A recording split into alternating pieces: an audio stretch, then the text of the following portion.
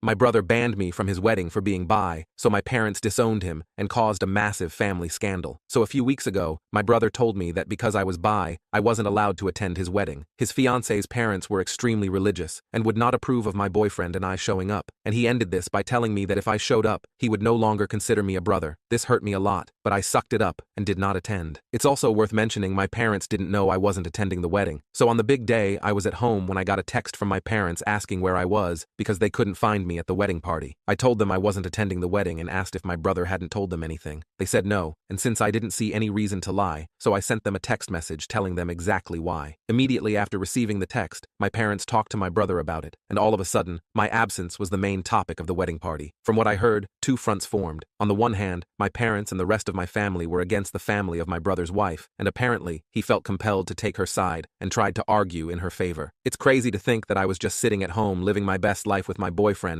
while all of that went down on his wedding. The wedding party was ruined, and my brother appeared at my door, angrily screaming at me why I felt the need to ruin his wedding. I was confused and asked him what happened, and he told me everything. I told him it wasn't my intention. I just told our parents what happened because they didn't know and wanted to know where I was, and I thought he told them beforehand. He screamed at me that I ruined his wedding. I told him it's not my fault he wasn't honest with them. I just respected their wish to not attend the wedding. Update 1. So after my brother's visit, his wife and he went on their honeymoon, and the way the wedding party went might have been even worse than I imagined. Basically, my Sills family found both my Facebook and Instagram accounts and started spamming me with hateful messages. I received insults and hateful messages from various different accounts who all had one thing in common. They all had somewhat of a Christian theme, and all of them had the same last name, so it wasn't hard to find out whose accounts it was, mainly because I don't know my SIL's family at all. They not only started insulting me, they also found the account of my boyfriend over my account because we're linked as a couple, and started to send him the same messages. The messages contained, on one side, typical bigot stuff like, "You'll be in hell for your sins." One even called me and my boyfriend two devils in disguise. The other side were just blatant insults. I called my parents and told them what they are doing. Then I sent a text message to my brother with screenshots of the messages his wife's family sent me, to which he replied that I shouldn't disturb him with that during his honeymoon, as I already destroyed his wedding party. I couldn't believe it. He was just like them. He did send me an apology after my mom told me she called him, but the main thing is that I got a call this morning from an unknown number. I hesitated because I thought it was one of them, and I was right, but it was none of the people who insulted me. I heard a woman's voice who introduced herself as the half-sister of my brother's wife. She said it didn't go unnoticed what her family was doing, and she wanted to apologize for them. I told her I'm not going to tell anyone in her family about this, and that I don't blame her for her family's actions. She thanked me and hung up. I don't know why, but I have this feeling she only did this to protect her family from being reported. My mother wrote to me earlier that she wants to report the insults of these people and that she demands for my brother to divorce his wife or she will disinherit him from her will because that's not how she raised him. Update 2. It's been a little while, and at first they didn't go any further than their text messages. My mom filed a report against them. One thing I need to mention though is that there is one person in my SIL's family who is actually going to testify in my favor and against her family. It really takes courage to do so. It's the same person that called me last time. Somehow the family found out that she is into women. No reason to hide it anymore. However, she said she's fine and is going to stay at a friend's house. I have so much respect for what she does. Imagine the strength you need to testify against your own family. I now feel bad for assuming she only called me to save her family from being reported. As far as my brother goes, my mom talked to him and told him to leave his wife or she will disinherit him from her will. He decided to stay with his wife, and my mom made her threat come true. He's no longer in her will. My father did the same. When I visited them, I also told them that I wish that this entire situation went differently. They assured me it's not my fault, but I feel like if it wasn't for me, then my family wouldn't be ripped apart like this. I haven't talked to my brother since then, except for one text where he told me that this was all my fault. He claimed that he was the victim in this situation,